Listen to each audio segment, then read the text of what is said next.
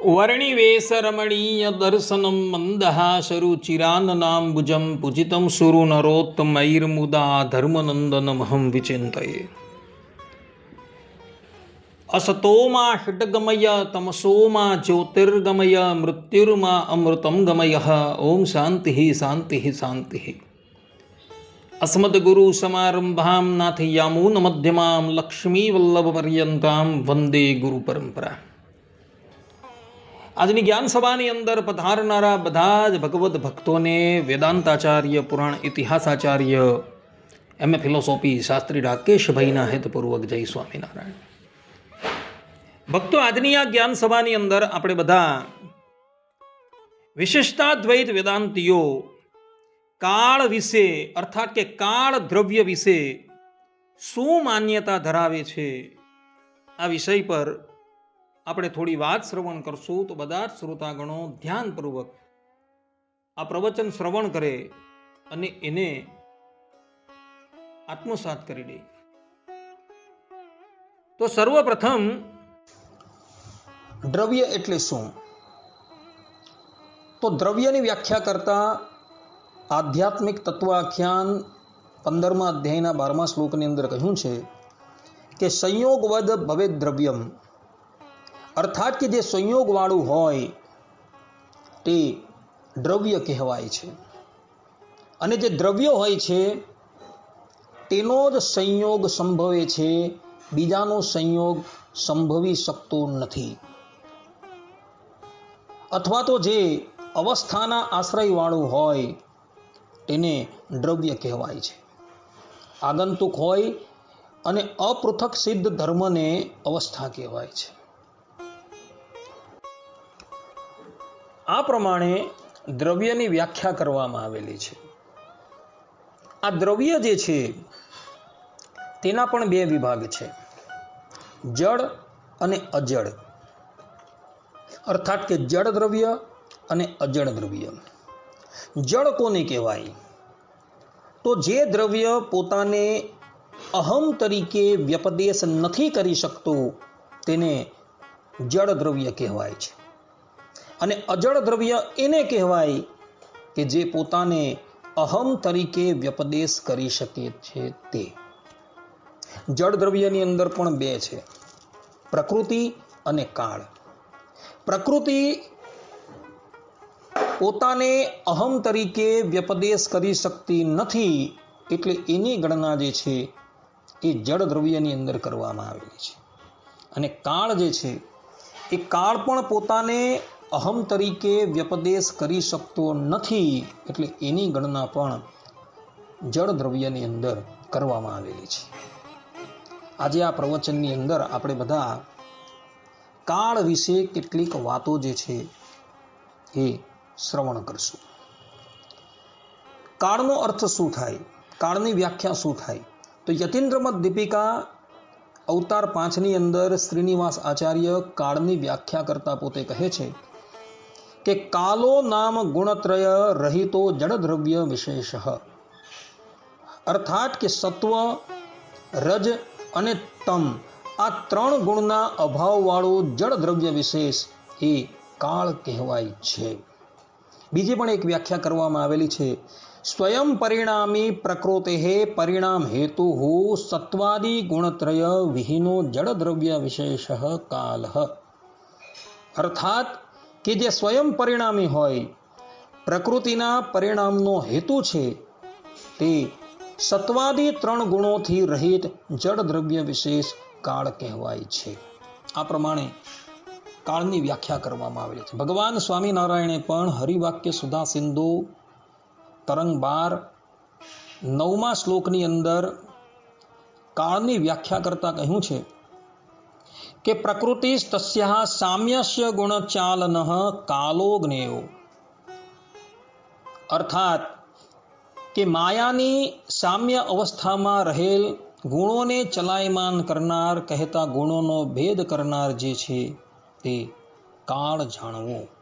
આ પ્રમાણે કાળ શબ્દની વ્યાખ્યા જે છે એ ભગવાન સ્વામિનારાયણે પણ કરેલી છે. આ કાળ જે છે તેના પણ બે વિભાગ છે.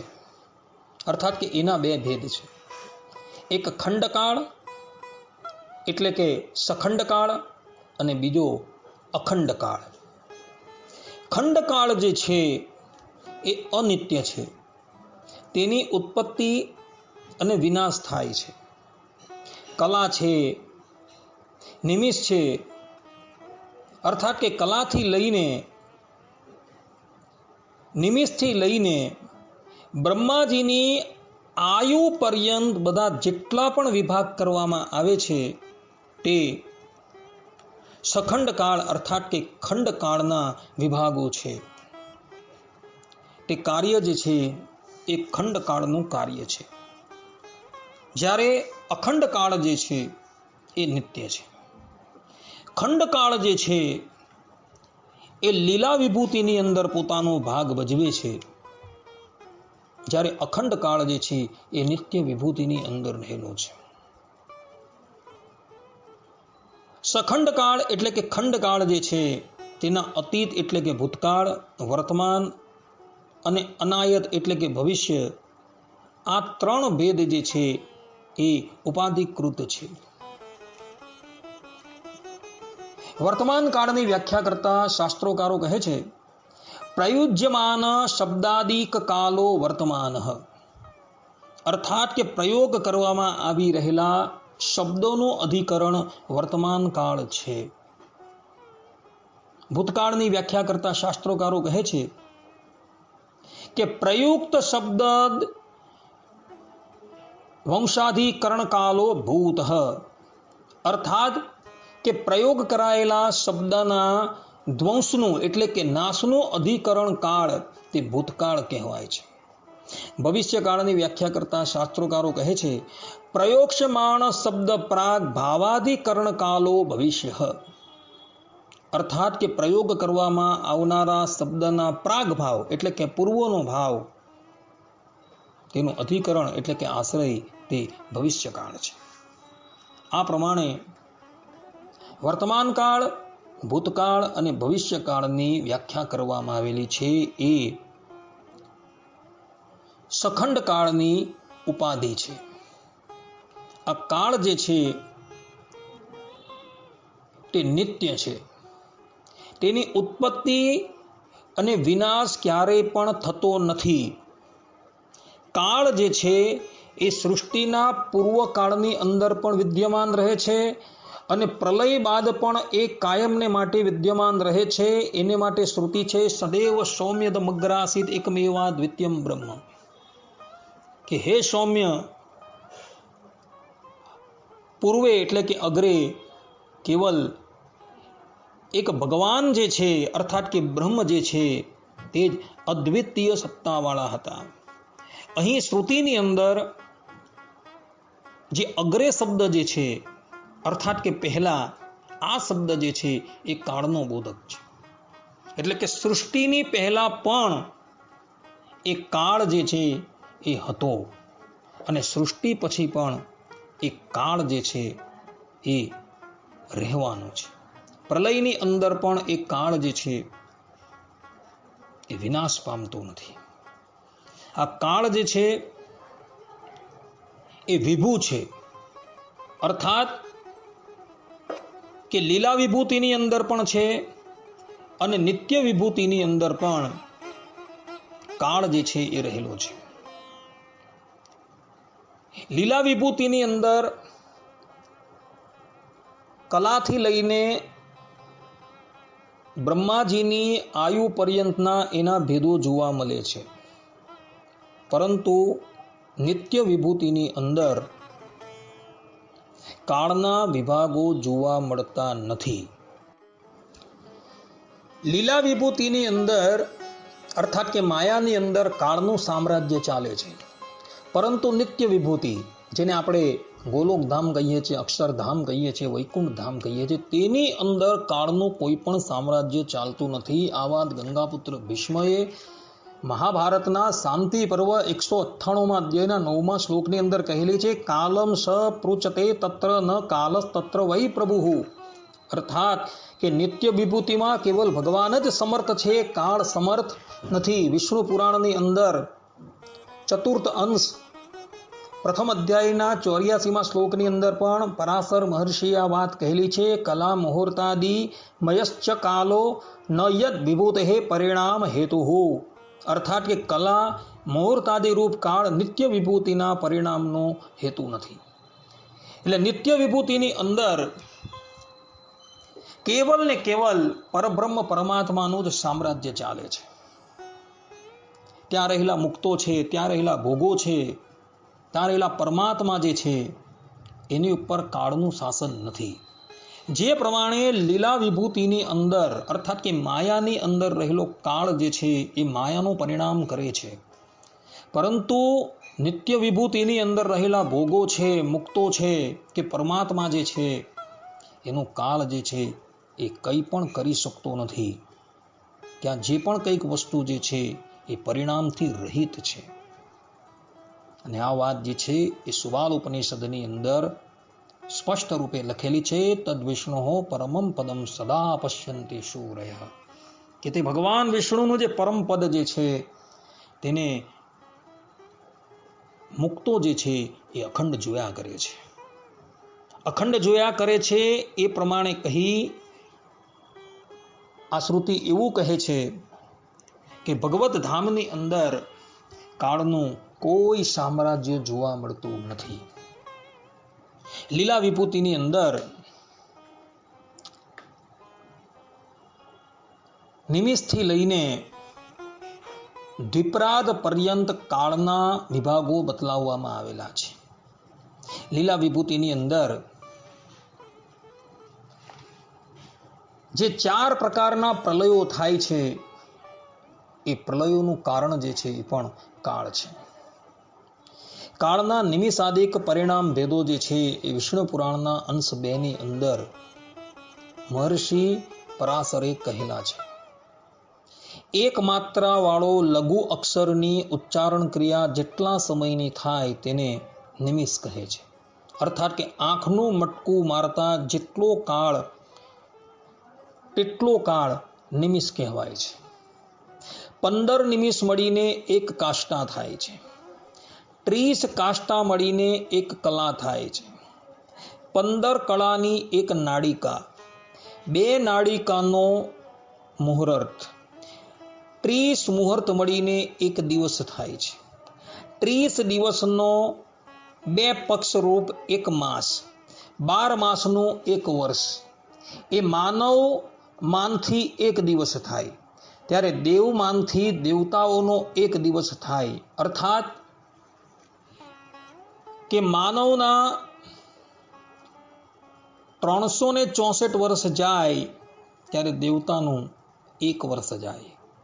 મનુષ્યના 364 દિવસ પૂરા થાય ત્યારે દેવતાનું એક દિવસ પૂરો થાય. દેવતાઓના 12,000 વર્ષ જાય ત્યારે એક ચતુર્યુગ થાય છે. એવા 1000 ચતુર્યુગનો બ્રહ્માજીનો દિવસ થાય તેને કલ્પ કહે છે. તેમાં 14 મનુઓ થાય છે અને તેના અંતમાં નૈમિતિક પ્રલય થાય છે. અર્થાત કે 1000 ચતુર્યુગ પૂર્ણ થતા પરમપિતા બ્રહ્માજી શયન કરે છે. બ્રહ્માજીના શયનરૂપ નિમિત્ત હોવાને કારણે આ પ્રલય જે છે એ નૈમિતિક પ્રલય કહેવાય છે. અને તે સમયે પાતાળની અંદર રહેતા શંકરષણ ભગવાન અર્થાત કે શેષ ભગવાનની મુખાગ્નિ દ્વારા મહરલોક, જનલોક, તપલોક અને સત્યલોક સિવાયના બાકીના બધા જ લોકો જે છે એ સમાપ્ત થઈ જાય છે. તો આ પ્રમાણે બ્રહ્માજી જ્યારે 1000 ચતુર્યુગી જતા બ્રહ્માજી જે છે એ શયન કરે અને તે વખતે સંપૂર્ણ ત્રિલોકી જે છે એ નાશ પામી જાય એને નૈમિતિક પ્રલય કહેવામાં આવે છે. નૈમિતિક પ્રલયનું લક્ષણ કરતા થકા કુર્મ પુરાણ 3:43 ની અંદર કહ્યું છે કે બ્રાહ્મો નૈમિતિકસ્તેષાં કલ્પાંતેયો ભવિષ્યતિ ત્રૈલોક્યસ્યાચ કથિતઃ પ્રતિસર્ગો મનીષિભિઃ. આ પ્રમાણે નૈમિતિક પ્રલયનું લક્ષણ કરવામાં આવેલું છે. ભગવાન સ્વામિનારાયણ પણ વચનામૃતમાં ગધડા પ્રથમના 12મા વચનામૃતની અંદર કહે છે કે જ્યાં સુધી એનો એટલે કે બ્રહ્માજીનો દિવસ હોય ત્યાં સુધી ત્રિલોકીની સ્થિતિ રહે છે, અને જ્યારે એ બ્રહ્માજીની રાત્રિ પડે છે ત્યારે ત્રિલોકીનો નાશ થાય છે. તેને નિમિત્ત પ્રલય કહીએ. આ પ્રમાણે ભગવાન સ્વામિનારાયણે નિમિત્ત પ્રલયની વ્યાખ્યા કરેલી છે. પ્રાકૃત પ્રલય કોને કહેવામાં આવે? તો પ્રાકૃત પ્રલયની વ્યાખ્યા કરતા વિષ્ણુ પુરાણ 1:7-42 ની અંદર મહર્ષિ પરાશર કહે છે, પ્રયાતિ પ્રાકૃતે ચૈવ બ્રહ્માંડમ પ્રકૃતૌ લયમ. અર્થાત કે જે પ્રલયમાં બ્રહ્માંડ પ્રકૃતિમાં લીન થઈ જાય તેને પ્રાકૃત પ્રલય અથવા તો પ્રાકૃતિક પ્રલય કહે છે. અર્થાત કે આખું આ બ્રહ્માંડ જે છે એ બ્રહ્માંડ સાથે બ્રહ્માજી જે છે એ પણ માયાની અંદર લીન થઈ જાય ત્યારે એને પ્રાકૃતિક પ્રલય અર્થાત કે પ્રાકૃત પ્રલય કહેવામાં આવે છે. ભગવાન સ્વામિનારાયણ પણ ગધડા પ્રથમના 12મા વચનામૃતમાં કહે છે, અને જ્યારે તે વિરાટ પુરુષનો દ્વિપ્રાર્ધ કાલ પૂરો થાય છે ત્યારે વિરાટ દેહનો સત્યાદિક લોકે સહિત નાશ થાય છે, અને મહદાદિ જે 24 તત્વ પ્રધાન પ્રકૃતિ અને પુરુષ એ સર્વે મહામાયાને વિશે લય પામે છે. તેને પ્રાકૃત પ્રલય કહીએ. આ પ્રમાણે ભગવાન સ્વામિનારાયણે પ્રાકૃત પ્રલયની વ્યાખ્યા આપેલી છે. આત્યંતિક પ્રલય કોને કહેવામાં આવે? તો આત્યંતિક પ્રલયની વ્યાખ્યા કરતા વિષ્ણુ પુરાણની અંદર મહર્ષિ પરાશર 1:7-43 ની અંદર કહે છે કે જ્ઞાનાદ આત્યંતિક પ્રોક્તો યોગિન પરમાત્મની. અર્થાત જ્ઞાન યોગથી યોગીનો પરમાત્મામાં જે લય થવો તે આત્યંતિક પ્રલય કહેવામાં આવે છે. આ પ્રમાણેની વ્યાખ્યા પરાશર મુનિએ કરેલી છે. અર્થાત કે જે યોગી છે, ભક્ત છે, એ ભક્તનો ભગવાનની આરાધના કરતા થકા જે ભગવાનની અંદર લય થઈ જવો તેને આત્યંતિક પ્રલય કહેવામાં આવે છે.